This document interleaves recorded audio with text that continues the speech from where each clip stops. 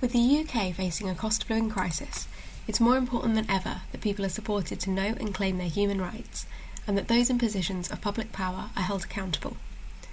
In this video, the RITES Committee explain how our Human Rights Act can and has been used to advocate for housing rights, and how repealing or reforming our Human Rights Act would remove one of the most powerful mechanisms to challenge harmful economic policies on a national and local level. The Human Rights Act, the cost of living crisis and housing. The cost of living crisis is pushing more people towards homelessness and destitution. Almost 2.5 million renters are either behind or constantly struggling to pay their rent, and families on the breadline report an average £372 deficit between their housing benefit and the cheapest rents in their areas. Although being street homeless will not always be a breach of human rights, it can be in exceptional circumstances, such as when someone has no means and no alternative sources of support, or is unable to support themselves and by deliberate action of the state denied shelter, food, or the most basic necessities of life. Councils have to provide emergency housing if you have a priority need. However, if you are deemed to be intentionally homeless, meaning you left your home even though you could have stayed, or you did something that caused you to lose your home, they don't have to provide long-term housing. In 2020/21, around 22,000 homeless households were deemed either not to be in priority need or to be intentionally homeless.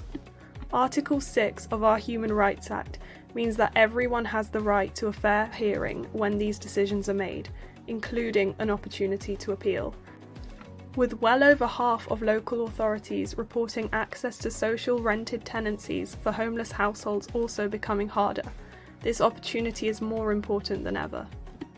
13% of social rented homes failing to meet the decent home standard and 4% found to have damp, but tenants report social housing professionals stigmatising tenants through their lack of respect and ignoring repair requests. Cost is a huge barrier to getting repairs done, with housing associations complaining about there being insufficient money to regenerate all the tired and outmoded stock. However, our Human Rights Act means public authorities have to take positive measures to enable families to enjoy as far as possible a normal family life, such as through suitably adapted accommodation. This obligation to consider the needs of individual tenant sets an essential minimum standard to restore dignity as a human being. For example, Anna, not her real name, has multiple physical and mental health problems and was a resident in a supported living facility until last year.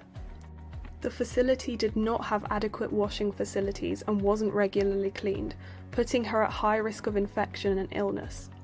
Anna's care coordinator and a number of advocates told the council that Anna's needs weren't being met and she was eventually moved into her own flat. In extreme cases, the Article 2 right to life also becomes relevant. For example, the Equality and Human Rights Commission said the government breached its duty to protect the lives of Grenfell Tower residents by not providing a building construction and fire safety system that was fit for purpose.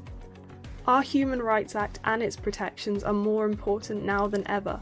Write to your MP and tell them to stand up for our human rights.